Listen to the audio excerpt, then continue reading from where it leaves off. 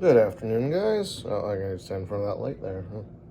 But quick update today. We're doing a couple of things in the garage, but today we added a couple things. Well, today and a few days ago, we had a couple things to the Vice collection. Actually, let me move this out. There. Now we're not staring directly at the light.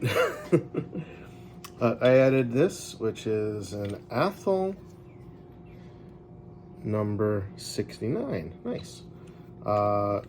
Clamp on vise. It is complete, and as you can see, it has a large amount, actually it looks like it's almost entirely intact, of the original Japanning on it, which I'm going to be leaving intact. Basically, you can hear that it just needs a little bit of oil, so I'm going to put a little 3-in-1 oil on there to keep that lubricated and keep it from scraping. But this is a beautiful example of this type. It's not as valuable as some of the other styles. This is based on a farmer's vise or an I-beam style vise. These are good workhorses. They were not as collectible, not as nice in design as some of the others, but they still got the job done. And this guy's got some decent weight to it. So I'm very happy to add that to the collection, which we can see the Athol collection here with the swivel and the small guys.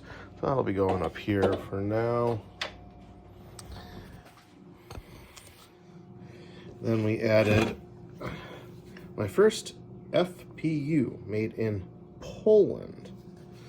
Now let me show you some cool things about this vise. So this vise, hammer out of the way.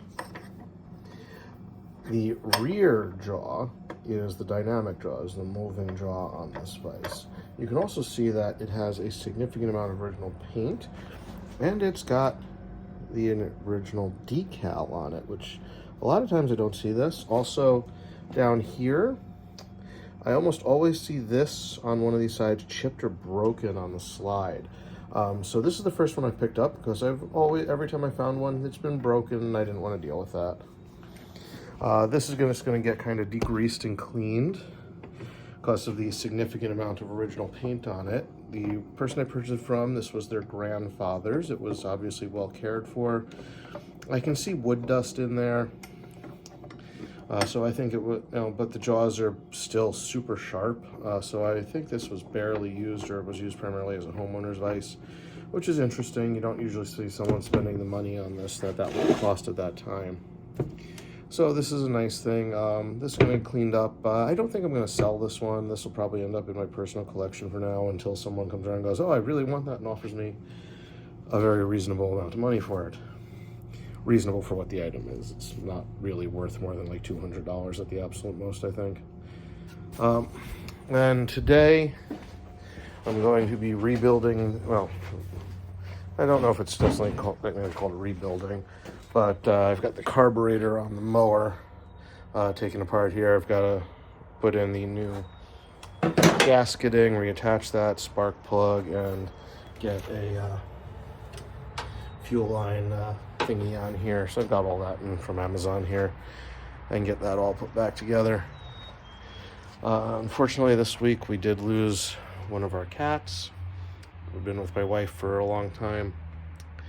It took me 4 years to get her to come on my lap. This was very sad, and we're dealing with that. We have one cat left, 17-year-old Tiberius, and I don't know what to do. We're all super sad. It's never fun to lose someone that you love. They're here for such a short time, but it's always worth it, guys. There's nothing like having a cat curl up on you and purr. Just do your best for them and treat your fur babies the way they need to be treated. To give them the best life, and they will return that to you in ways that I can't even describe. But that's what's going on now, guys. You guys have a good day.